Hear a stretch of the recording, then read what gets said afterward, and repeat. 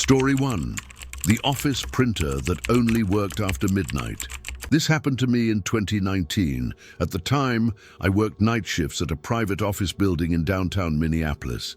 I was part of a 24-hour IT security team, not the cool kind, not the hacking kind, more like the building babysitter.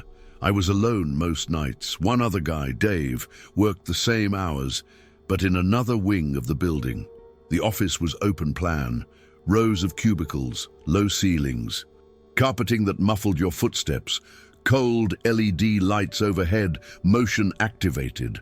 There was a printer station near the center of the room, one of those bulky industrial ones that did everything: print, scan, fax. It was rarely used at night. I had a routine: swipe in, do a quick check of each floor, log temperatures, walk the perimeter, and then sit near the reception desk where the security screens were. The first time I heard the printer was my second week there. It was past midnight, sometime between 12:20 and 12:40, I think. I remember standing up to stretch, walking toward the bathroom, and hearing that whirring sound, the faint click and spool of the printer spitting out a page. I didn't think anything of it. Assumed someone on the day shift had queued something late, or someone remote scheduled a job. But when I passed by it on the way to the bathroom, I noticed the page was already on the tray. Warm. Not hot. Just recently used. I looked around. No lights triggered in the aisles. No other motion sensors had activated. Back then, I didn't find that strange. Not yet. The same thing happened the next night. Around the same time, I was walking past the printer when it started again. Faint mechanical whine, followed by that soft shuffle of paper being pulled in. But here's the thing. I turned to look at it the second I heard it, and the page was already there. It was always ahead of me. I started paying attention. The printer didn't just randomly activate. It only ever did it right before I moved near it. It never made noise while I was stationary. It never triggered when Dave passed by either. I asked. He said it hadn't gone off once during his rounds. It started to feel like it knew when I was about to walk. One night, I decided to test it. I sat completely still for nearly 30 minutes. I watched the printer across the room. The second I shifted my weight to stand up, I heard it again. One page. I walked over, looked down. The paper was blank. After that, it wasn't every night, only some. Never at the same minute, but always after midnight. Always before I moved. Eventually, I started collecting the pages. I stored them in a drawer at the security desk. Most were blank. A few weren't. One had a long string of numbers, like a time code. Another had just a lowercase h. One had an empty box outlined in thin gray lines. At first, I thought it was an error, maybe a test print gone wrong. But printers don't trigger based on proximity. At least not like this. And I noticed something else. If I changed my route, say, walked through the right aisle instead of the center, the printer didn't activate. If I deliberately avoided it, it stayed silent. But if I walked past in the normal way, just like I had on that second night, it would print. Always just before I got close enough to see it start. One night I set my phone to record, placed it facing the printer, and walked the long way around. I wanted to see the exact moment it came on. When I reviewed the footage, I saw myself walk into frame, and the printer was already silent. There was no footage of it printing, just a page appearing. I can't explain that. I didn't tell management. I didn't want to sound paranoid, but over time, it started to feel less like a glitch and more like anticipation, like it knew the path I'd take. Like it was responding to something, even if I wasn't the thing it was watching. Or maybe I was. That winter, the heater broke one night, and the temperature dropped to 57 degrees inside. The only warm thing in the whole building was the paper in that tray. It didn't scare me at the time, not exactly, but I stopped walking that path, and the printer stopped printing. For a while, about 3 weeks after I started avoiding the printer, the logs changed. I mean that literally, the printer logs. We weren't supposed to access the system admin tools, but I had worked IT before and knew how to get into the diagnostics menu. I wanted to know what had been printing those nights. I expected gibberish. What I found were file titles, short, always 2 or 3 words, each time-stamped around 12:32 to 12:49 a.m. Here's a few I remember clearly. Shadow ratio, desk 4 collapse, red sleeves, presence, ear 6:23. They made no sense, except they did. I'd been having dreams. One was about standing in the break room, looking into the reflection of the microwave door and seeing someone standing behind me, but there was no one when I turned. The next morning, the print job title was Break Room Echo. Another night, I dreamed I was crawling under the rows of desks looking for something. I never found it, but I woke up with that phrase stuck in my head, red sleeves. That night, the printer page said the same. I started writing the dreams down. Every time I woke up, even if it was blurry or fragmented, more and more the titles started matching, not just thematically and exact phrases. I told myself it was my subconscious, that maybe I was imprinting meaning onto randomness. That's easy to do in the middle of the night when you're alone and everything is cold and humming and too still. But one night, Dave called in sick. I had to cover his wing. At exactly 12:39, I passed by the second-floor printer, one I never used, one I had never stood near at night. It printed just one page. The title in the log said, "Your Turn." I checked the diagnostics menu again. It wasn't just my dreams. One of the file names matched a story Dave had told me. Something personal, something from years ago. I hadn't written it down. I never said it aloud, but there it was. The words were, Glass Hatch, August. He said that when he was 10, his cousin drowned, fell through a hatch on a boat. August 4th. I asked him the next shift. He didn't understand how the system could know that. He swore he hadn't told anyone else in the building. That's when I stopped collecting the pages, and I started wondering if the building was listening. Not haunted, just informed. Too informed. I started sleeping at odd hours. 5 a.m. to noon, or not at all. I'd heard of REM intrusions before. The idea that chronic night shift workers can experience blurred states between wake and sleep, hallucinations that feel real, images that linger after waking, false sounds. That was the rational part of me, the part that needed it to make sense. I looked up a paper called Waking States of REM Misfire in Third Shift Environments. It talked about subconscious fear signals manifesting as environmental cues. But I wasn't just seeing things. The data was there. The printer logs existed. Pages printed. I told myself it was psychosomatic. I believed it, until someone else covered my shift. I had a doctor's appointment that week. I asked Celeste, one of the rotating weekend techs, to take my Tuesday night slot. She agreed. At 1:10 a.m. she called me, sounding strange, quiet. "Did you leave something in the tray?" she asked. I told her no. She said the printer had come on at 12:41, just one page, blank but warm. She touched it, then checked the log. The file name was Still Awake. She thought it was a joke. I didn't. A week later, I went in on my night off. I wanted to see it one more time. I waited until 12:40, walked the exact path I used to take. It printed. I picked up the paper. It had one sentence. "You know what this is." I didn't walk that path again. I changed buildings within the year. I haven't worked a night shift since, but sometimes in dreams I still hear that low mechanical hum, the whir, the soft spool, and wake up reaching for paper that isn't there. The printer wasn't broken. It was waiting.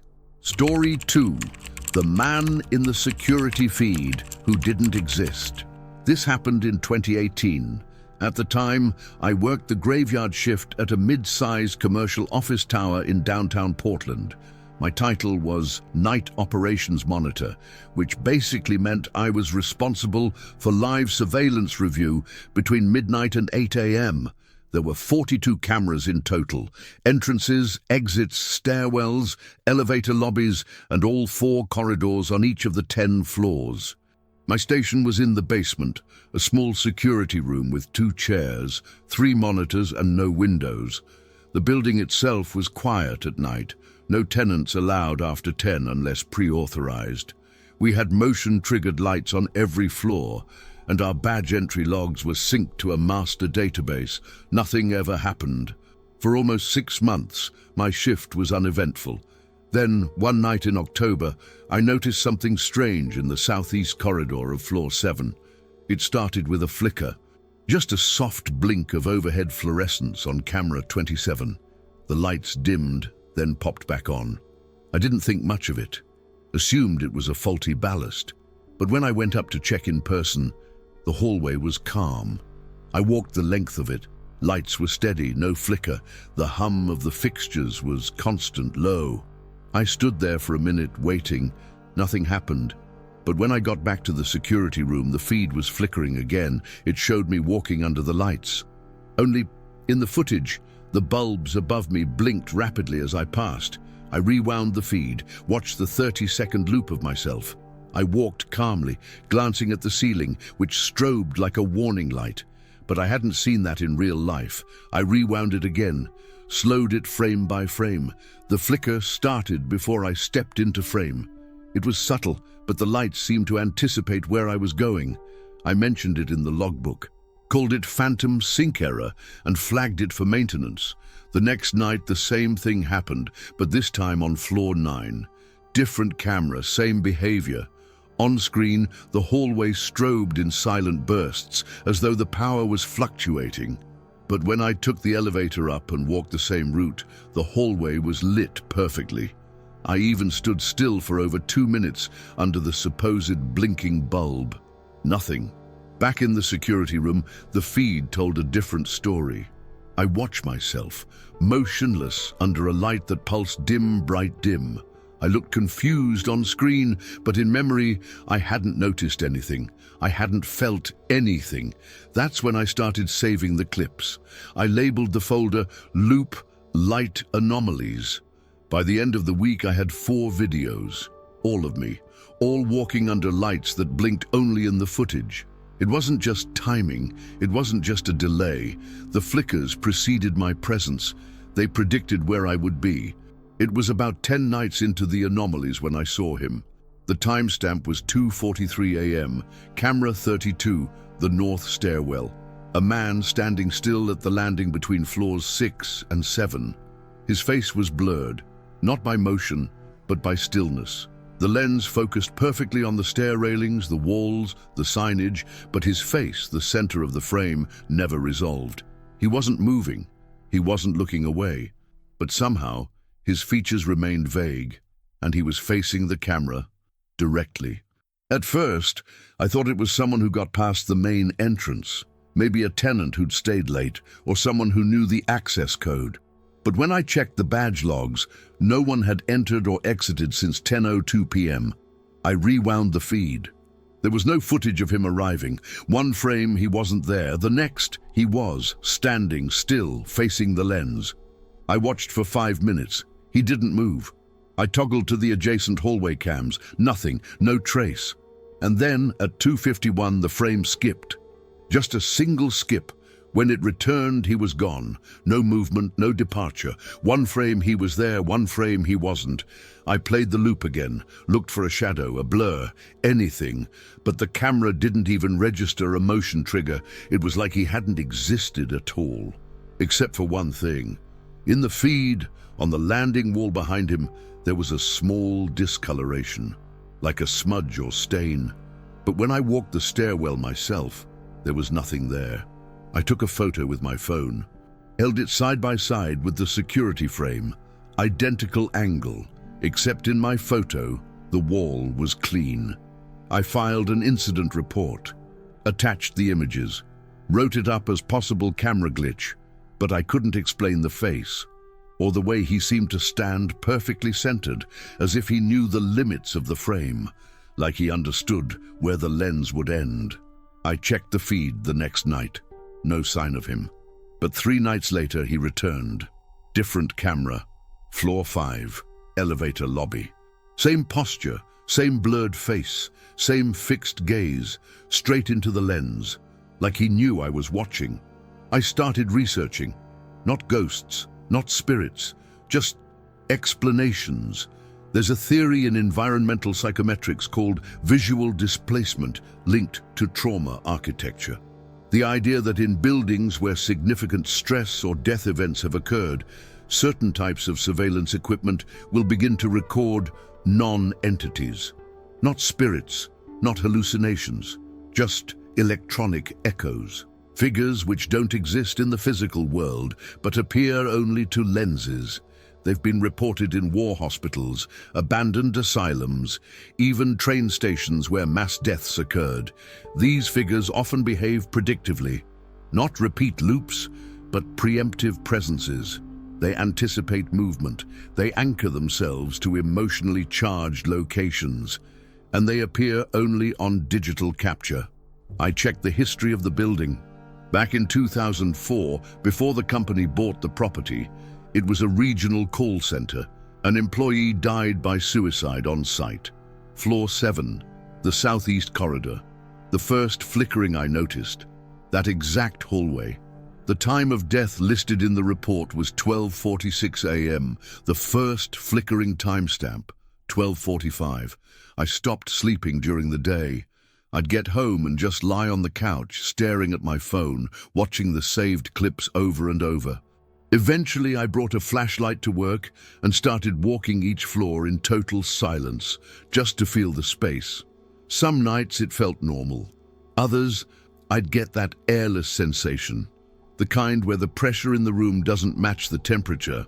But I kept watching. One night, I turned off all 3 monitors in the security room. I wanted a break, just 10 minutes. The screen went black. The room was completely dark.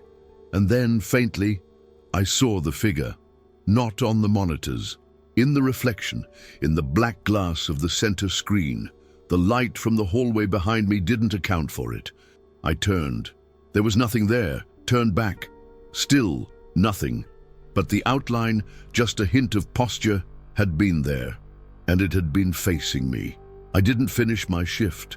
I didn't even log out. I left everything running and walked out at 3:17 a.m. I called in sick for a week. When I returned, I asked to be transferred to daytime reception. They approved it. I never told anyone what I saw, not the figure, not the footage. But sometimes, when I close my eyes, I can still see the light flickering. Not above me, not around me, just inside the feed, anticipating something I haven't done yet. Did you enjoy the content and it made a difference for you? Click on Super Thanks and support our work. Story 3. The cleaning woman who wasn't on payroll. This happened in 2022. I was working night security at a large retail chain in a mixed-use strip center outside Sacramento. The store had 2 floors, but most of the action, or lack of it, took place on the first. The second floor was mainly storage, some employee break rooms, and a locked administrative wing I didn't have access to. Most nights were easy. Check the cameras, walk the aisles every hour, make sure no one had slipped in before close. At around 1 a.m., I did my first full walkthrough. The lights were dimmed. Night mode. Emergency exit signs glowing red. The kind of sterile quiet that makes your own footsteps sound wrong. I was walking through the home goods section when I noticed the floor ahead of me looked different. Not wet, just streaked, like it had been mopped, but only in that one section. There was no cleaner smell, no lingering citrus or chemical edge. I stepped closer. No shine, no soap residue, but something had moved across those tiles. Then I saw the footprints, not mine. They weren't damp or muddy, they were dry. Dusty, almost like ash, just the heel and toe impressions of a small woman's shoe, narrow foot, low arch. The prints moved in a clean line down the aisle, doubled back, and vanished near the loading dock. I checked the time. 1:12 a.m. There wasn't supposed to be any cleaning crew on the schedule. Janitorial services came once a week on Fridays. This was Tuesday night. I walked back to the security room, pulled up the live feeds, rewound. 1:09, nothing. 1:10, nothing. 111. Movement. A shape passed quickly along aisle 4. I paused. It was a woman. Dark uniform, shoulder-length hair, thin. She was pushing a mop. She turned a corner. The camera feed skipped. When it resumed, 2 seconds later, the aisle was empty. I double-checked the roster. No one else was clocked in. No approved late-night staff. No contractors listed. I radioed the on-call manager. No answer. I did another walkthrough, faster this time. The footprints were still there. But the mop tracks, the subtle dust trail, had vanished. Not cleaned, not smudged, gone, like it had been erased instead of wiped. Cleanliness wasn't the point, erasure was. The next night, I started watching the feeds from the moment I sat down. I paid close attention to aisle 4, and at 12:57 a.m., the feed glitched again. It was quick, 1 second of static, then she appeared, standing still, in the center of the frame, holding the mop upright. She didn't look toward the lens, didn't turn. She just stood there. Then slowly she bent down, like she was about to adjust the mop head, or pick something up. She leaned forward until her body was folded at the waist, her torso almost parallel with the floor. Then the feed jumped. 1 a.m. She was gone. There was no footage of her standing back up, no reverse motion, no upward bend, just a flat cut from the bend to an empty hallway. I replayed the segment over and over, slowing it, looking for any skipped frames, any shadow or motion blur. Nothing. She bent down, and then she wasn't there. I started cataloging the events. Every appearance was preceded by a flicker, sometimes just a frame skip, sometimes a distortion in the lower part of the screen. She never entered from a visible side. She never exited. Always the same uniform, navy work slacks, white-soled shoes, and what looked like a pale blue shirt with darker sleeves. Always bending, never rising. I checked again with HR, asked if we'd ever had a cleaning staffer on payroll who matched that description. They sent me a list of third-party contractors from the last 5 years. No matches. I asked about old footage, anything before the renovation. They said most of the archives were gone after the system upgrade in 2020. But one supervisor mentioned something offhand. She said, a long time ago, before the expansion, there had been an accident during a late shift. A cleaner collapsed. Stroke, maybe. But no one noticed for hours because the cameras weren't being monitored back then. She said it was one of the reasons they brought in night security. I asked her if she knew where it happened. Somewhere near Home Goods, she said, right where I saw the mop.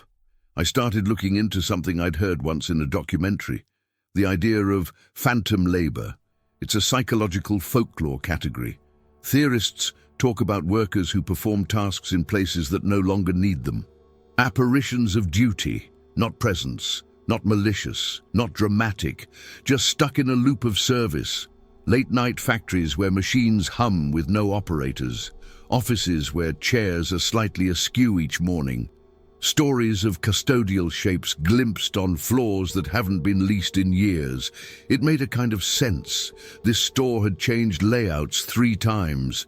Management had turned over half a dozen times. Names forgotten, tasks lost. But something remained. Not memory, function. One night I came in early, wanted to see if she ever appeared before midnight. I sat in the dark with the feeds running. Everything was quiet. No flicker, no skip. Just before 11 p.m., I heard a soft clang from upstairs, like a bucket shifting. I muted the audio feed, listened. Silence. I grabbed my flashlight and made my way up the side stairwell. Storage was locked, admin wing too. But near the break room, right outside the unused locker closet, I found it. The mop bucket, steel-framed. Industrial wheels, the yellow kind with a press wringer, but it wasn't dusty. It had been used. Water inside, cloudy, and floating on the surface, a single receipt. I picked it up. It was new, ink crisp, paper smooth, no barcode, just typed lines. Name, J. Freeman. Date, 03-14-22. Timeout, 2:12 a.m. Cause of absence, unmarked. I stared at it. That was my name. That was the current date. I hadn't clocked out yet. The receipt didn't list a position, no register number, no item total. Just that line. Cause of absence, unmarked. I dropped the slip back into the bucket and left it where it was. The next night, the mop bucket was gone. No trace. I never saw her again. But once in a while, when I walked down the back aisle near Home Goods, I still checked the tiles for that faint, dusty imprint. No water, no scent, no shine, just the outline of a foot and the space it refuses to leave.